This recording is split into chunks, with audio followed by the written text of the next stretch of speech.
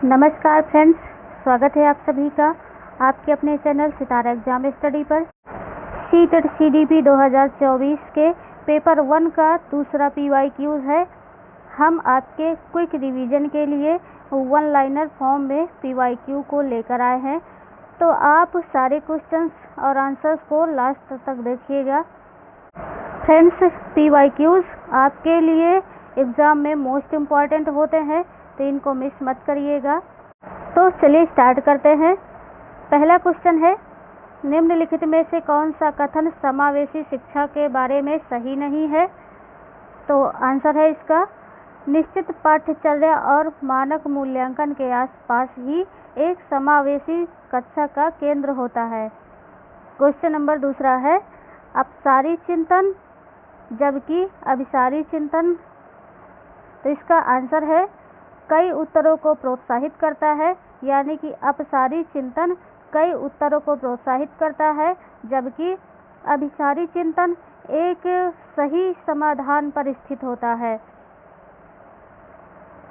Question number तीसरा है, कक्षा में खेल प्रतियोगिता में हिस्सा लेते समय तनुज अपने दोस्त से कहता है कि वह भाला फेंकने में हिस्सा लेगा और रस्सी कूदने में उसकी बहन हिस्सा ले सकती है, क्योंकि वह एक लड़की है और लड़कियां भाला नहीं फेंक सकती हैं।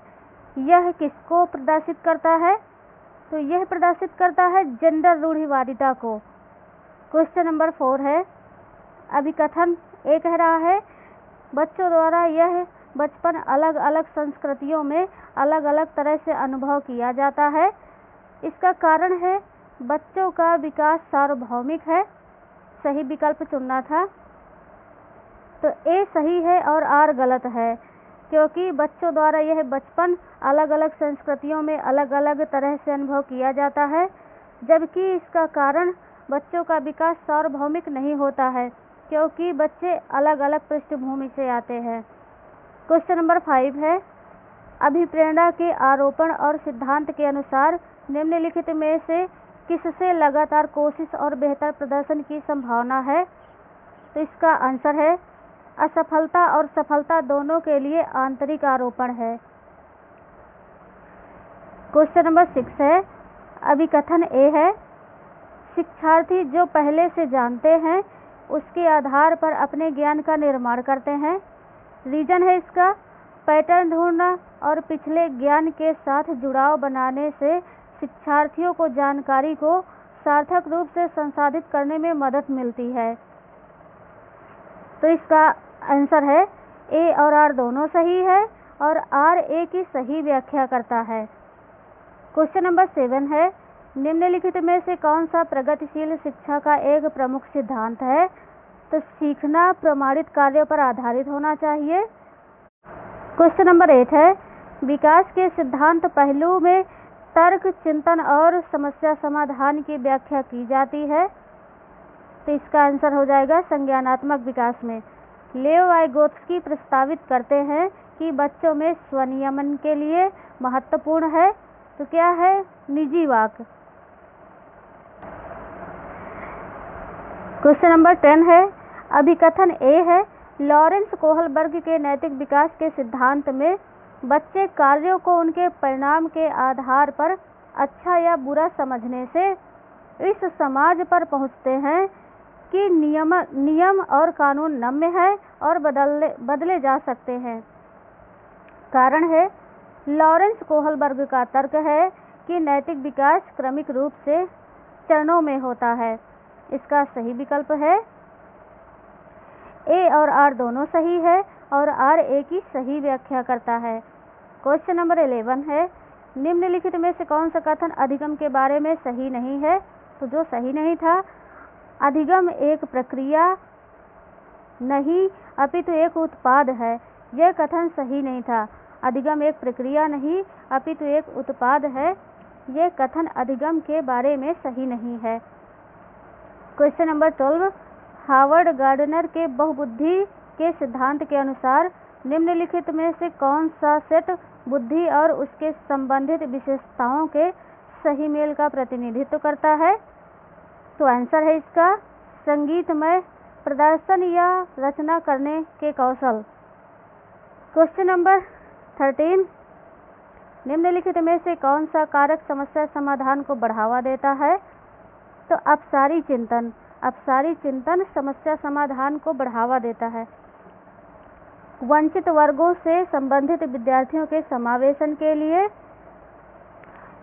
आंसर है विविध परंपराओं के प्रति जागरूकता और संवेदनशीलता को बढ़ावा देना चाहिए।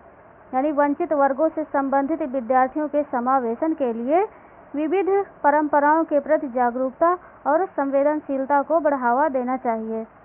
कोहलबर्ग के नैतिक विकास सिद्धांत के अनुसार किस स्तर पर बच्चे आत्म केंद्रित होते हैं और किसी कार्य को करने में अपना ही लाभ देखते हैं?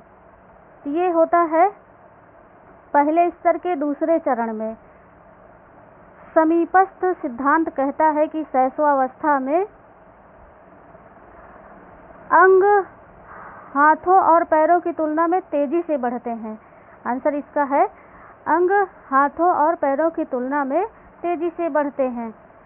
क्वेश्चन नंबर 17 है, निम्नलिखित में से उपयोगी प्रतिपुष्टि की एक विशेषता कौन सी है? तो यह सामयिक और विशिष्ट होती है। फ्रेंड्स, अगर आपने वीडियो को अभी तक लाइक नहीं किया है तो प्लीज़ एक लाइक ज़रूर कीजिएगा और चैनल पर पहली बार आए हैं तो चैनल को सब्सक्राइब कर बेल आइकन को ज़रूर प्रेस कर लीजिएगा ताकि जैसे हम नेक्स्ट वीडियो अपलोड करें तो उसका नोटिफिकेशन आपको मिल सके। आइए अगले क्वेश्चन पर चलते हैं। क्वेश्चन नंबर 18, अभिकथन ए है विद्यालय पाठ्यक्रम को विद्यार्थियों के सांस्कृतिक ज्ञान को उचित स्थान और मूल्य देना चाहिए। कारण है विद्यार्थियों को उनकी सांस्कृतिक पहचान को बनाए रखने के लिए समर्थन प्रदान करना सीखने की प्रक्रिया को सुगम बनाता है। इसमें ए और आर दोनों सही है और आर ए की सही व्याख्या करता है। क्वेश्चन नंबर 19 है, निम्नलिखित में से पठन वैकल्य की एक विशेषता कौन सी है? तो ध्वन्यात्मक प्रसंस्करण में कठिनाई। क्वेश्चन नंबर 20, निम्नलिखित में से किसे रचनात्मक मूल्यांकन नहीं माना जाएगा? तो ये इसका आंसर है एक मूल्यांकन कार्य जो मानदंड के एक मानक पैमाने के अनुसार छात्रों की तुलना करने में सहायक होता है। क्वेश्चन नंबर 21 है, बाधिता एक स्थिति है जबकि अक्षमता एक स्थिति है, यानी कि बाधिता एक जैविक स्थिति है और अक्षमता एक कार्यात्मक स्थिति है। क्वेश्चन नंबर 22, निम्नलिखित में से किस प्रकार के प्रश्न एक छात्र की जानकारी का गंभीर रूप से मूल्यांकन करने की योग्यता का आकलन करने में मदद करता है? तो आंसर हो जाएगा आपका वे प्रश्न जो छात्र की व्यक्तिगत राय पूछते हैं। क्वेश्चन नंबर 23, निम्नलिखित में से कौन सा कथन संज्ञान और भावनाओं के बीच के संबंध को उपयुक्त रूप से परिभाषित करता है? तो इसका आंसर है भावनाएं और संज्ञान आपस में एक दूसरे पर पारस्परिक रूप से निर्भर करते हैं। क्वेश्चन नंबर 24, प्राथमिक कक्षाओं में भाषा का विकास किस प्रकार संसाधित होता है? इसका आंसर है जब शिक्षक अमूर्त अवधारणाओं को संदर्भित करने के लिए ठोस उदाहरणों का उपयोग करते हैं। यानी कि प्राथमिक कक्षाओं में भाषा का विकास तब होता है जब शिक्षक अमूर्त अवधारणाओं को संदर्भित करने के लिए ठोस उदाहरणों का उपयोग करते हैं। क्वेश्चन नंबर 25, निम्नलिखित में से कौन आंतरिक अभिप्रेरणा का सही वर्णन करता है? तो आंसर है इसका अभिप्रेरणा जो कार्य के व्यक्तिगत आनंद से आती है। क्वेश्चन नंबर 26 है, निम्न में से कौन सा आलंबन के उदाहरण है? तो बोलकर सोचो, संकेत और इशारे, प्रश्न, आधा हल किया हुआ उदाहरण। बोलकर सोचो, संकेत और इशारे, प्रश्न, आधा हल किया हुआ उदाहरण आलंबन के उदाहरण हैं। जीन पियाजे के संज्ञानात्मक विकास के सिद्धांत के अनुसार निम्नलिखित में से कौन सी क्षमता मूर्त संक्रियात्मक सोच को पूर्व संक्रियात्मक सोच से अलग करती है? ये है विकेंद्रण यानी डिसेंटरिंग। अगला है क्वेश्चन नंबर 28। विकास के क्रम में बच्चे सूक्ष्म पेशीय कौशल से पहले सकल पेशीय कौशल विकसित करते हैं। यह दर्शाता है कि विकास क्या है?